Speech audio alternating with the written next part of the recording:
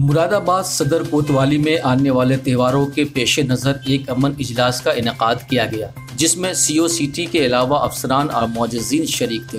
इस मौके पर सीओ सिटी ने वहां मौजूद लोगों को हुकूमत की तरफ से जारी करदा रहनुमा खतूत का हवाला देते हुए कहा कि अपने अपने इलाकों में अमन कायम रखें और त्योहारों को माशरती दूरी और बाहिमी भाईचारे के साथ मनाएं।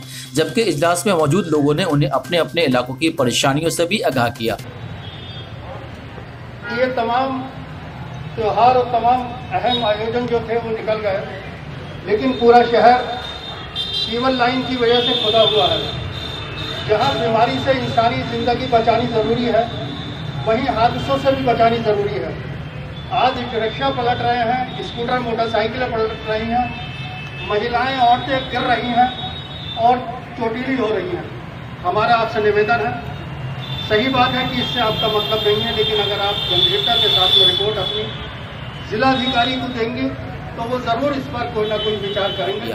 लोगों ने कहा कि उनके इलाके में टूटी सड़कें हैं, मुसाफिरों को मुश्किलात का सामना करना पड़ा, क्योंकि कुछ लोगों ने शहर की सफाई के बारे में कहा कि सफाई कारकुनान अपने अपने इलाकों में सफाई के नाम पर खाना पूरी कर रहे हैं। चौक, गलियों और नालियों में कचरे के ढेर हैं। इन मसाइल को सुनकर सीओ सिटी ने यकीन दिलाया कि काम जल्द मुकम्मल कर लिया जाएगा। जो आयोजन होते रहे हैं, हालांकि मैंने कोतवाली का रजिस्टर का अवलोकन किया है, किसी कार्यक्रम का आयोजन कोतवाली थाने में नहीं होता, मुगलपुरा और नागफनी में रहते हैं, परंतु कोविड की ऐसी परिस्थितियां हैं कि डिस्टेंसिंग मेंटेन करना आज भी उतना ही ज़रूरी है जितना 6 महीने पहले था।